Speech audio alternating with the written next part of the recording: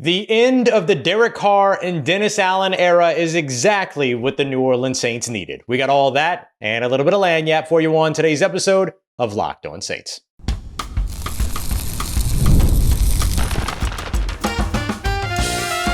You are Locked On Saints, your daily New Orleans Saints podcast. Part of the Locked On Podcast Network, your team every day. What is good, Who Dat Nation and Who Dat family? I am your host, your friend, Ross Jackson, New Orleans native, your New Orleans Saints expert and credentialed member of the media covering those New Orleans Saints as the Saints beat writer over at LouisianaSports.net. And on today's episode, getting money back is absolutely the best case scenario for the New Orleans Saints, but it might be good for Derek Carr's legacy as well. Tyler Shough is absolutely already working on taking advantage of the major opportunity that's ahead of him, and the split between the New Orleans Saints and Derek Carr is exactly what the New Orleans Saints needed. We got all that and much more for you on today's episode. We appreciate you very much, whether it's your first time or your next time, being here with us this time, making us your first listen, and being it every day or here on the show, which is a proud part of the Locked On Podcast Network, your team every day. Today's episode brought to you by our friends over at Monarch Money. Take control of your finances with Monarch Money. Use promo code LOCKEDONNFL at monarchmoney.com for 50% off of your first year. This split between the New Orleans Saints and former starting quarterback Derek Carr is exactly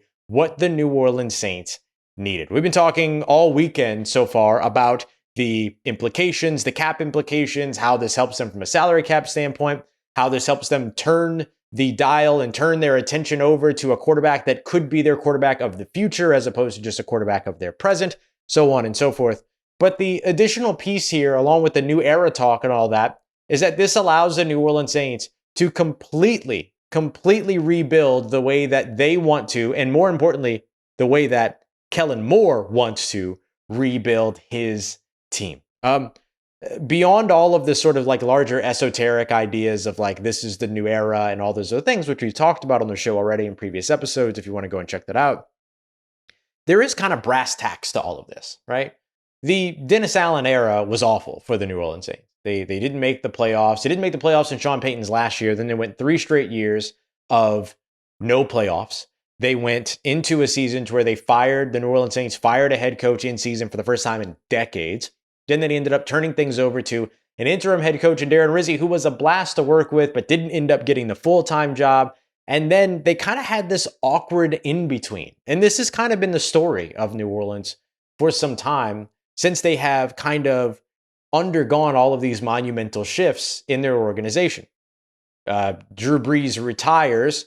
The in-between is that Sean Payton remains. Sean Payton leaves. The in-between is that Dennis Allen takes over as the head coach. Dennis Allen gets fired, but then the in-between almost was Derek Carr, bridging the gap between the previous regime and the newest, completely changed regime. This now allows the Saints and Derek Carr to clearly sever ties, and it's exactly what the New Orleans Saints needed in terms of being able to now turn their attention to their future. This also is great for Derek Carr. Gives him an opportunity to start fresh. If he wants to remain in retirement, he'll remain in retirement. Already videos of him saying that his first day of retirement, he's going to go out there and play golf and all those other things. If the shoulder's feeling well enough for that, then maybe there's an opportunity later on in his retirement to come out of retirement and go to another team, and all those other things. We'll break down kind of what the nitty gritty of that would be later on this week, because there's a chance that he comes back while the Saints technically still have his rights. And so what that would mean for the team, so on and so forth, we'll explore later on this week. But it does give him sort of the maximum amount of options including just like living his life. And for the New Orleans Saints, it allows them to be able to explore what their life after officially is. The Saints never really moved away from their Sean Payton era until now, right? There was always something bridging that gap, like we talked about. Dennis Allen, was with Sean Payton. Dennis Allen handpicked Derek Carr. And look, there's still players on this roster right now this year that are of the Dennis Allen era, but not really a lot of guys that really kind of bridge the gap all the way from Payton, outside of a few select players that we're discussing, like Alvin Kamara, obviously Cam Jordan, other players like that. But for the most part, this is an entirely new regime, from coaching staff down to most of the roster right now, as it sits with 90 players on the roster. Most of them are some kind of new or newish face, right? The next piece is going to be, what does the 53-man roster look like? And then, of course, the major roster turnover that we expect going into 2026. And so this gives New Orleans finally the opportunity to look to their future, as opposed to a partial look at their future with a quarterback of the present, which is what would have been the idea of moving ahead with Derek Carr in 2025. And you remember I talked about this all the way back at the end of last season, before there was ever any injury conversation, before there was ever any retirement conversation, surgery conversation, any of that. It made the most sense that when Kellen Moore was hired and Derek Carr was nowhere to be seen, and Kellen Moore objectively confirmed that he and Derek Carr never met face to face over the course of this offseason. That's strange. There's a lot of this stuff that was bubbling up even before that was like, these two need a clean break. It's clear, like Derek Carr not happy in New Orleans not happy with Derek Carr, the Saints kind of stuck in the middle of all of this. And then this was the decision that needed to be made. This was a way to make the hard decision, which was that split. The other reason why this, of course, helps the New Orleans Saints is salary cap wise.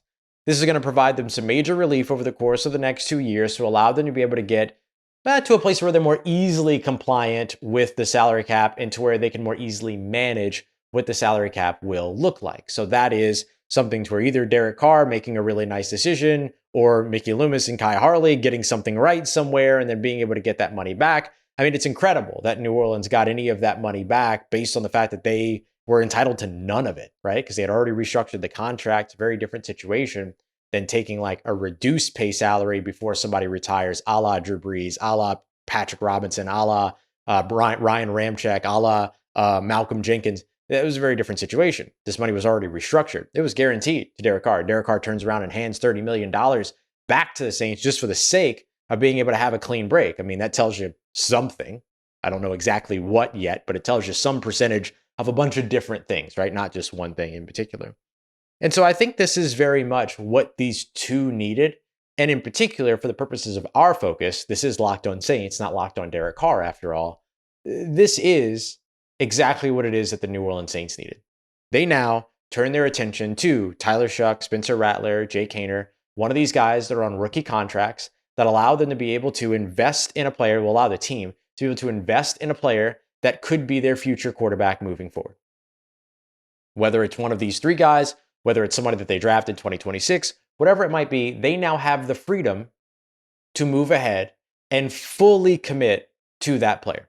We talk about adding a veteran quarterback to this roster, which is still something that this team could do, and we'll highlight some of those options later on in the week as well. But I don't know, you got a former NFL quarterback as your head coach, former NFL quarterback as your offensive coordinator, former NFL quarterback as your quarterback's coach. You're not adding a veteran quarterback to come in and start. You're adding a veteran quarterback to come in and mentor. You could still do that. I still think Teddy Bridgewater would be a great choice. But it seems like he's getting ready to coach high school football again after winning that state championship last year, which is pretty cool. And so, do you just feel good about the three guys that are at the top and they are your veteran mentors, right? Because they're all former NFL quarterbacks themselves. But, we'll see which way they go. But if they're adding a veteran quarterback, it's for mentorship purposes. Everything else that they're looking at in terms of their future comes down to these young guys. And that wouldn't have happened were it not for this split between the New Orleans Saints and Derek Carr, which is exactly what the New Orleans Saints needed. And not only is it what the New Orleans Saints needed, it's a great opportunity for Tyler Shough as well, and he's already taking full advantage of it. I'll tell you how as we continue on with today's episode of Locked On Saints, part of Locked On Podcast Network, your team every day. Today's episode of Locked On Saints is brought to you by our friends over at Monarch Money. This is my absolute favorite wealth management app that's out there. It's more than just keeping control of your spending. It's more than just tracking your accounts. Yeah, you can do all that. But this is about managing your wealth and growing your wealth. Instead of having 5 or 6 different apps to check your bank account, to manage your spending, to manage your budgets, to sharing your budgets and some of your shared accounts and things like that, to tracking your investments as well. You can do all of it in one app. It's an all-in-one convenience with Monarch Money. So you don't have to juggle all of those different apps. And like I said, if you want to manage some of that spending with somebody else, this will allow you to be able to stay on the same page without all of the stress. So take control of your finances with Monarch Money today. Use promo code LOCKEDONNFL at monarchmoney.com and you'll get 50% off of your first year. That's monarchmoney.com, code LOCKEDONNFL for half off your first year. Code LOCKEDONNFL at monarchmoney.com. All right, family, this is a massive, major opportunity that sits ahead of Tyler Shough. And look, I'm going to highlight Tyler Shough right now because he's the one at rookie minicamp throwing the football, right? He's the one that is getting his opportunity out ahead of him. And this would be major for a guy like Tyler Shough, major for the New Orleans Saints organization, for Shough to work out. A second-round rookie, all of those other things. The opportunity is here for him. And he's taking full advantage of it. And he's doing it in 3 different ways. First of which, he's doing it on the field. That's the thing that I think is most important. When we were out there watching rookie minicamp, which again, he and Hunter Deckers are the only 2 quarterbacks that are out there throwing a football during this time. There's no Jake Haener. There's no Spencer Rattler. Those guys are ineligible to participate in rookie minicamp because they have too many accrued games. They have an accrued season, all those other things. So I'm focusing on Tyler Shough because he's the one that's on the field right now. And so when we watch him on the field, you can see the way that he rips the football. You can see the zip that he has on it, but you can also see him be able to throttle that down and then be able to put some of those passes with touch, especially throwing out to the flats. We saw that to some running backs, things like that. We're also seeing him in between those reps right there on the hip of Kellen Moore. This is one of the big things that I said I wanted to see about Tyler Shough. Is he ingratiating himself with Kellen Moore and that New Orleans Saints coaching staff? And one of the best ways for him to do that is always going to be in between those reps while something's getting set up, while you're waiting for other players to, move around or move about, get aligned, whatever it might be. Who are you talking to? And it should be those teammates. It should be those coaches. It should be the people that you're going to be working with or effectively leading. That's the players that he's leading, working with the coaches. And he did a really good job of that. Every time that I caught him where he wasn't throwing a football, he was talking to someone, oftentimes talking to Kellen Moore, sometimes talking to Doug Nussmeier, Scott Tolzien, kind of talking to like the trio there and everything. But we also saw him oftentimes huddling with some of the players, talking with some of the players, things like that. I didn't see a single moment. And look, there were times where I looked away at the defense and stuff like that, so I might have missed it. But I didn't see a single moment where they huddled up for a 7-on-7, broke the huddle, got to the line of scrimmage, and then had to re-huddle. It seemed that the operation of getting in and out of the huddle, getting everybody ready, and then being able to move forward, it seemed that all that worked. And then when we saw what I wouldn't call like full team drills, because it wasn't team versus team, like offense versus defense, but there were times where they had, all their offensive line, the quarterback, the skill position players in a huddle, break from that huddle and then get aligned and then, kind of do a routes on air type situation. No rehuddling that I caught in the midst of all that. So it seemed that he was getting in and out quickly, doing all the things that he needed to do, and then doing the extracurriculars of talking to the coach, bending the ear of the coach, working on stuff with other players, with teammates, stuff like that. That's what you wanted to see. So he's doing it on the field. He did a very good job in the interview as well. This is our first time getting the opportunity to speak to him in a scrum in person. We had spoken to him on Zoom and all those other things. He was fine. He was great on Zoom. But there's something about being in person that really allows your personality to come out. It's not a screen. Doesn't feel so formal or formulated and things like that. You can kind of just feel the casual energy of, what it is that we're trying to present as media to make sure that you feel comfortable while we're badgering you with a bunch of questions. And he was hearing, he was getting questions about Derek Carr, saying things like it's the only it's all that you can ask for is an opportunity in any position. Saying that he's going to treat it the same way as if whoever was on the roster, he's got to continue to grow, get better, and do his best to elevate the quarterback room and elevate the team and doing everything that he can. Like these were the things that he was talking about. He was talking about elevation. He was talking about doing everything he can to get better. Talked about elevating the other quarterbacks in his quarterback room. Talked about elevating himself, right? All these other pieces. Was also talking about how he was going to come in here to New Orleans regardless of whoever was on the roster and look to continue to grow, that his focus was his own enrichment and then also, of course, getting to work with his team. And so he talked about how much of an opportunity it would have been to work with Derek Carr, but also great opportunity for him to come in himself, get to know the team, the great coaches, and then be able to get to work. And so he's somebody that very much seems ready for this moment. Doesn't feel like it's too big for him. He's looking forward to attacking this. The other way that he wanted his interviews is listen to the notes that he hit. Talked about going to Drago's and having dinner. Talked about having char-grilled oysters and eating alligator and all these other things that are specifically very New Orleans. He even mentioned that he feels that he's already been ingrained in New Orleans culture because he popped a tire thanks to a pothole. And I've seen some people say some things like, oh, well, if he popped a tire, that makes me concerned about how he deals with the situations around him. I popped a tire 2 weeks ago. 2 weeks ago. Had to get all my tires changed. Shout out Francois. Like, it happens. It's part of living in New Orleans. If you ain't popped a tire here in New Orleans on a pothole, that either you haven't lived here long enough, or we need to talk.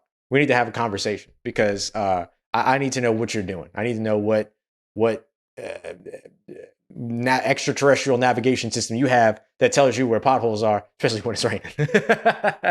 When you're playing the very popular game here in New Orleans, what's a puddle and what's a pothole? He hit all the notes. He was doing all the things that he needed to do there. He posted an Instagram photo of him, of like screenshots or photos rather of him at rookie minicamp, and he chose a song to play over the top of it. Lil Wayne, Fireman. Like, come on. Like, he's hitting all those little notes, and he did that in his interview as well. And then let's take that a step further. The fact that he's actually doing those things, and he's actually making that effort to connect with the fan base quite a bit. Remember, this is the same dude that posted that Instagram story or that Instagram post where he said, "I'll die on the field for you," when he was talking to New Orleans Saints fans and everything. Like, is this guy going to be successful? We have no idea. We'll see. But after the city of New Orleans struggling to embrace a quarterback that struggled to embrace them, which is always going to be the case. Love New Orleans, it loves you back. First step of that process is you love New Orleans. Then it loves you back, right? And so if you're not making that effort, the fan base isn't going to make the effort. Tyler Shough is making that effort. I don't care if he actually popped a tire in a pothole. I don't know that many Saints fans do care. What they care about is that they know that he knows that potholes are a problem in the city and that he took the time to talk about it and hit the right note. I think that people of New Orleans care that he's going to New Orleans institutions and that he's able to speak about what he had for dinner, who he met with, what he did, what he liked, what he didn't, or not necessarily what he didn't like, but what was new to him, what wasn't new to him, all those other things. I think those things do move the needle. We can't sit and say on behalf of, for us as media, on behalf of the fan base or on behalf of the city of New Orleans, that the city of New Orleans struggled to embrace Derek Carr because Derek Carr struggled to embrace the fan base or the city, but then be upset with the player that's trying to embrace the city. So I commend Tyler Shough for at least trying to embrace the city. Lip service or not, he doesn't have to do it. He is. And I think that's something that absolutely has been moving the needle for him. So he knows this opportunity is here. He's getting good advice. He's taking that good advice and he's executing that as well. And some of it might be completely genuine. He said that the reason why he went to Drago's was because he was in the hotel, it was right across the street. He walked in. Simple. Great. Who hasn't? You know what I mean? Like, who hasn't just said, well, let's go here. You know what I mean? So there's something to all of that I do think is important and is a big part of like the extracurricular stuff you have to do to be a real member of the New Orleans Saints and a real member of the community at the same time. You have to put forth those efforts. And so it's good to see that coming from Tyler Shough and that he, like Spencer Rattler before him, like Drew Brees before that, like you're seeing some of these guys that have come in and have worked on how to embrace and create a relationship with the city. Good on Tyler Shough for doing that. So he's taking full advantage of this opportunity. That's kind of cool to see. Coming up next, getting money back in this deal might end up helping Derek Carr's legacy quite a bit, because otherwise his contract might have gone down as one of the worst free agent signings of all time. We got that coming up for you next. We continue on with today's episode of Locked On Saints, part of Locked On Podcast Network, your team every day.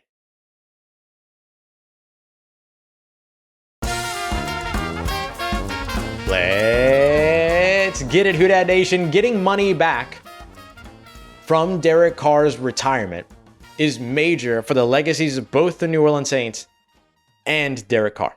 We've talked about the literal response to $30 million over the next 2 years coming back to the New Orleans Saints and how that literally helps them out when it comes to their salary cap situation, right? Becoming a little bit more manageable, having a little bit more spending money down the line, being able to do less to be compliant, be able to do less to spend more money, all those other things. Those are the practical responses that come from this $30 million coming back to New Orleans that, let's face it, New Orleans was not in any way entitled to. But somehow, some way, they either managed to get that money or Derek Carr, for some reason, and it could just be that he's that good of a guy, ended up giving $30 million back to the New Orleans Saints just for the sake of the clean break. So respect, one way or another. Both sides did something right when it came to all that. Or one side did something very wrong. it could be one or the other. I got to acknowledge that too as a possibility, right?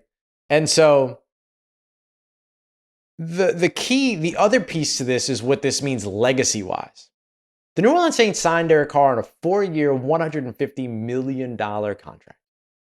$150 million contract over 4 years. And it looked like from the very beginning of this offseason that the Saints had gotten what they were going to get out of Derek Carr. 27 games, 14-13 record. Now, 40 touchdowns, 13 interceptions, pretty solid in terms of those numbers, but never really took the Saints where it is that he was expected to take them. The Saints never really took him where I'm sure he expected to go. It just didn't work. And that is one of the things that creates conversation around worst free agent signings, right? You think about the Jairus Byrd signing. The Jairus Byrd signing didn't happen with the intention of the New Orleans Saints and Jairus Byrd failing in that signing, but it is indeed one of the worst contracts given out by the New Orleans Saints, and Jairus Byrd was indeed one of the worst signings by the New Orleans Saints.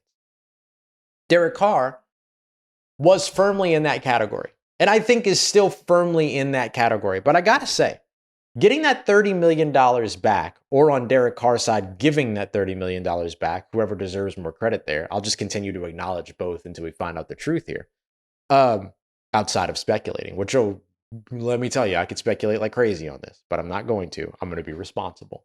Getting